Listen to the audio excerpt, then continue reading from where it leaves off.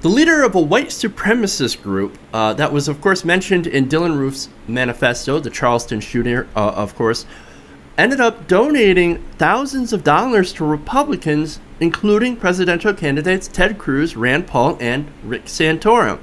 Now, this is from The Guardian that reported on Sunday that a man named Earl Holt, president of the Council of Conservative Citizens, reportedly gave a combined total of $65,000 to Republican campaign funds. Interesting. So I kind of want to break it down here. Some of his different donations to different Republican presidential candidates.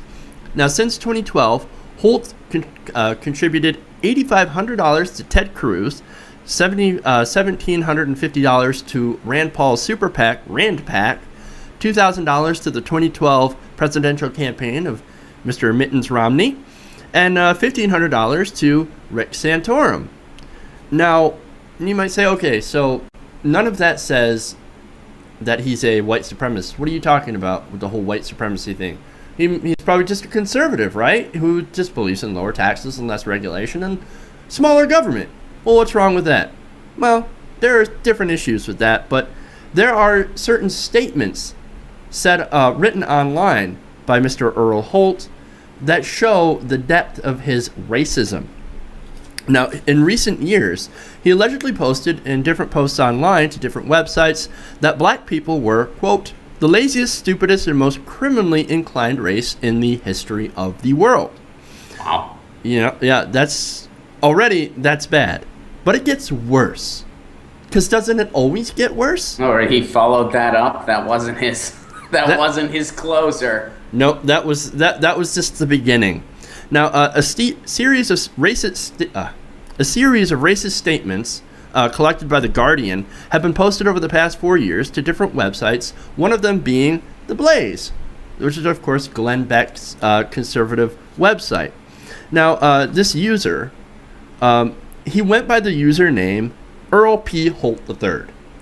So, right there, there's no question who this guy is, and I'll tell you why later if you still don't believe me. Now, this user referred to Longview, Texas, which is, of course, where Mr. Holt lives, as his hometown, and, of course, a commenter using the same screen name on various different conservative websites has identified himself as a member of CC, of course, Council of Conservative Citizens. So it seems like this is probably the same guy, okay?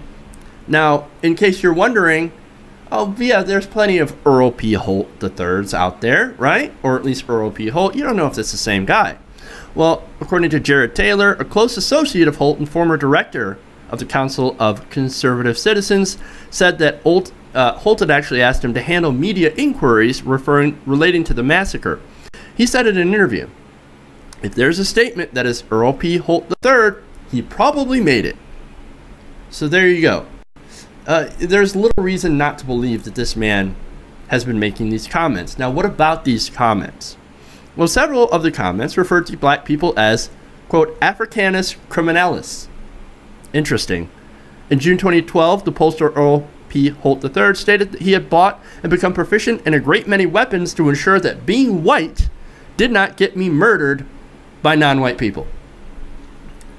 Sounds kind of paranoid, right? Under a February 2014 article, the same user warned other readers that black activists will, quote, kill you, rape your entire family, and burn your house to the ground. According to an account of a report by the witness, in this Dylann Roof, the Charleston shooter, also complained to his victims that, quote, you rape our women. So that seems to be a constant refrain from some white supremacists, right? One comment said of black people, one can extricate them from the jungle, but one cannot purge the jungle from them. While another said, I do wish they'd keep their violence and savagery within their own communities. There's another one. A commenter using Holt's name also complained, under a story about white privilege, about his taxes being distributed to, quote, every baby daddy, baby mama, welfare cheat, drug dealer, Oprah watcher, felon, alcoholic, drug dealer, and deadbeat in America. Meanwhile, he doesn't have a problem signing checks for people that lose all the time. That's an interesting there. He doesn't mind contributing to campaigns where they never win, but he's like, my tax dollars, Yeah, they're going to the welfare. That money's getting wasted. By the way, I'm just going to hand out money to Ted Cruz and Rick Santorum. Because those guys are a sure bet. That's a good point. Thanks for bringing that up. So, what of the money? Before we get into this guy's, we'll talk about, I guess you might want to hit on some of his racism, right? Hit on some where the money went, right? Well, the different places that this money had been donated to, these different campaigns, have decided to backpedal, distance. Let's get away from this guy. Let's get on the rowboat and row away. They want to give back the money.